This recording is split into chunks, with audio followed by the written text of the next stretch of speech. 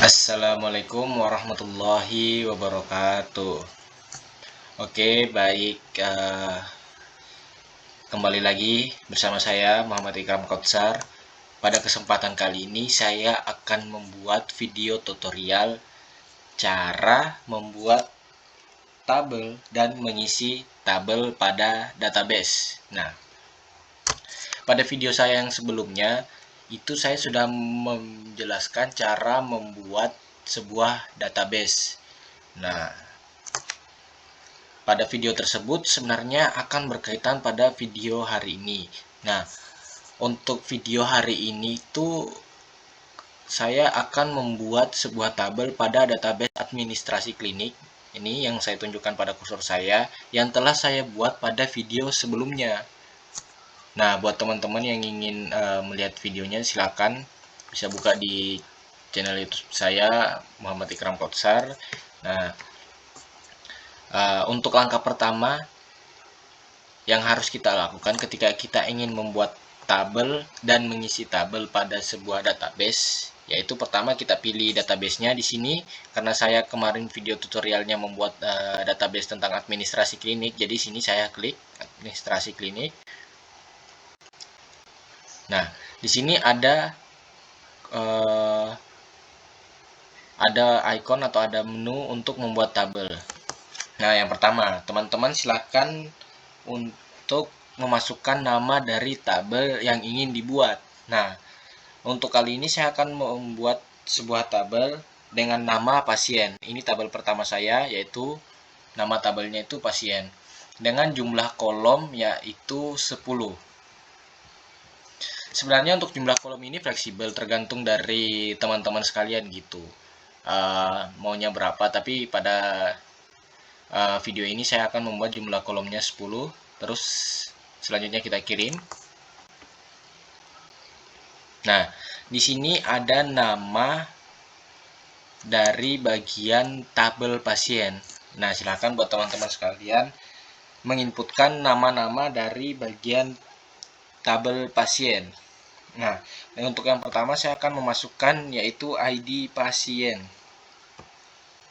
Yang kedua saya akan masukkan NIK. Yang ketiga nama pasien. Yang keempat alamat. Yang kelima nomor telepon. Yang keenam nama ayah kandung. Yang ketujuh nama ibu kandung. Selanjutnya yaitu jumlah saudara, agama, dan yang terakhir adalah tanggal lahir.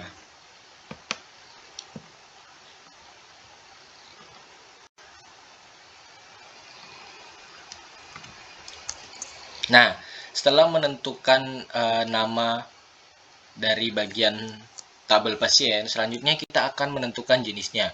Nah, untuk penentuan jenisnya ini di sini tuh ada ketentuannya gitu. Nah, jika nama dari bagian tabel pasien ini mengandung unsur sebuah huruf, maka dia menggunakan jenis varchar. Sedangkan jika dia mengandung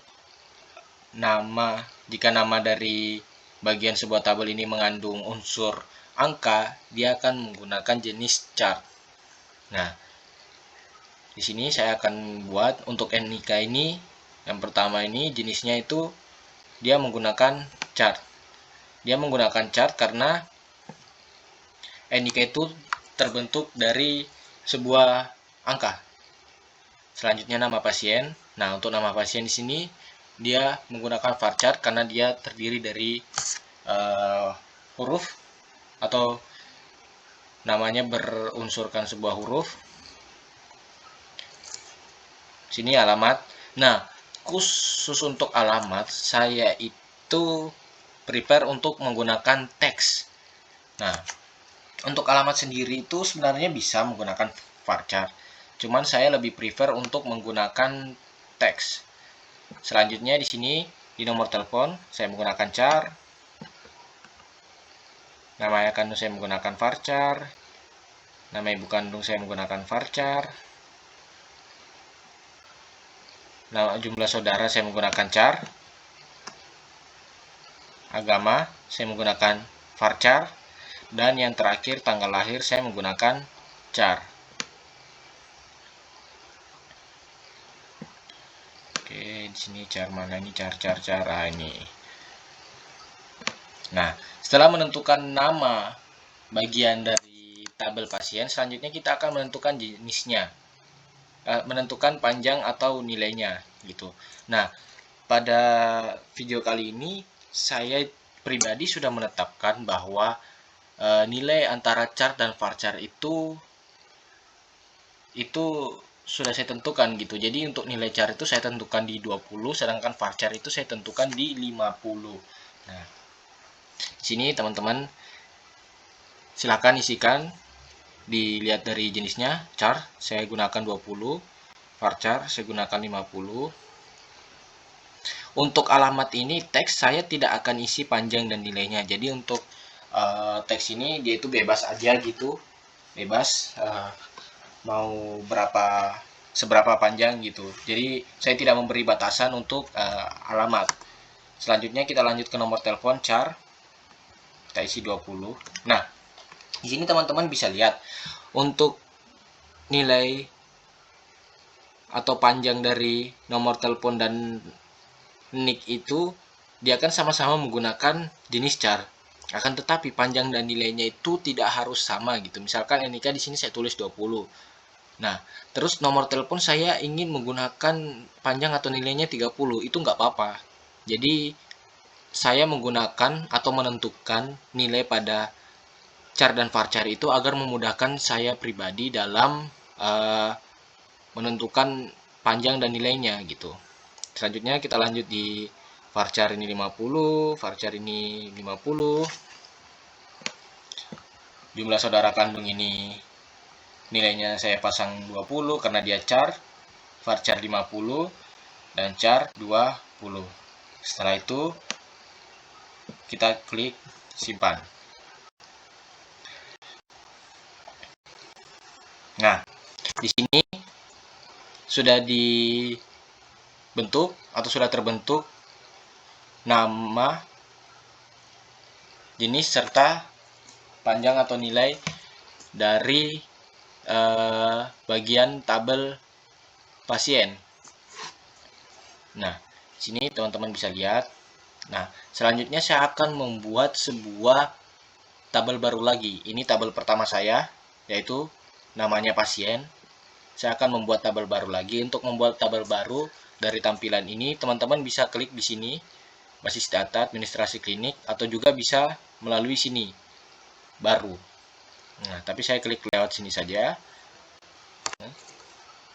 Nah, di sini sudah ada satu tabel dari pasien. Selanjutnya saya akan membuat tabel baru, yaitu dengan nama tabelnya itu pendaftaran. Sama seperti sebelumnya, jumlah kolomnya saya akan menggunakan 10. Terus kita kirim. Seperti langkah sebelumnya, saya akan menentukan 10 nama dari bagian pada tabel pendaftaran ini. Nah, untuk yang pertama itu saya akan inputkan nomor daftar. Yang kedua ada ID pasien. Yang ketiga ada tanggal daftar. Yang keempat ada ID petugas. Yang kelima ada keluhan. Yang keenam di sini ada tujuan. Yang ketujuh di sini ada ID dokter. Yang kedelapan di sini ada gejala. Yang kesembilan di sini ada umur. Dan yang terakhir ada password.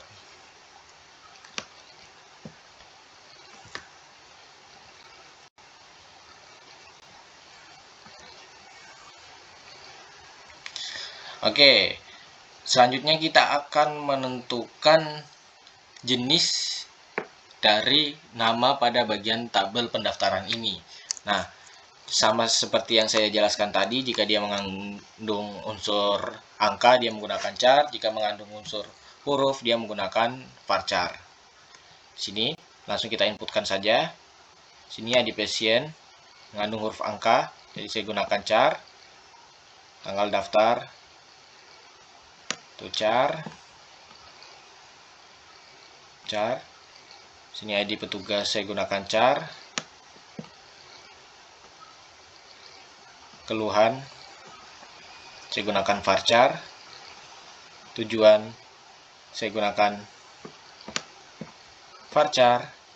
ID dokter saya gunakan char.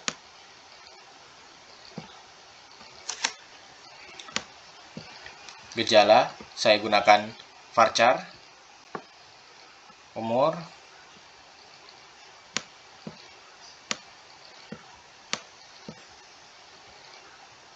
dan terakhir ada password.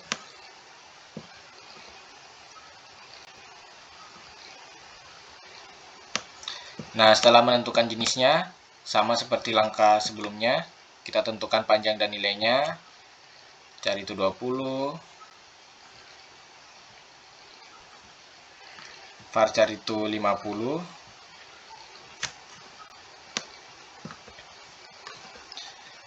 (20) 50 20 20.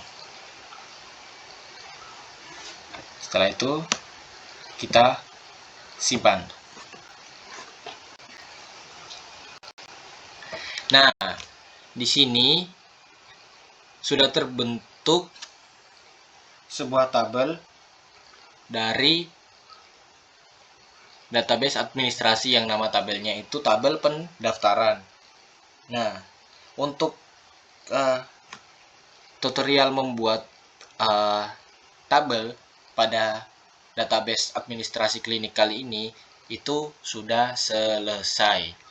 Nah, selanjutnya kita akan masuk ke tutorial cara mengisi tabel pada sebuah database. Nah, karena database saya di sini administrasi klinik, yaitu cara mengisinya itu di sini silahkan pilih tabelnya.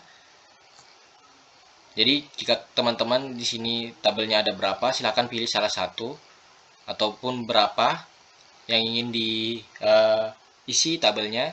Kalau saya akan isi satu saja dan saya akan pilih yang pendaftaran, tabel pendaftaran.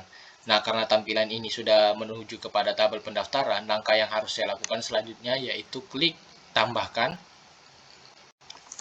Nah, di sini teman-teman bisa memasukkan nilai dari tabel-tabel pendaftaran gitu.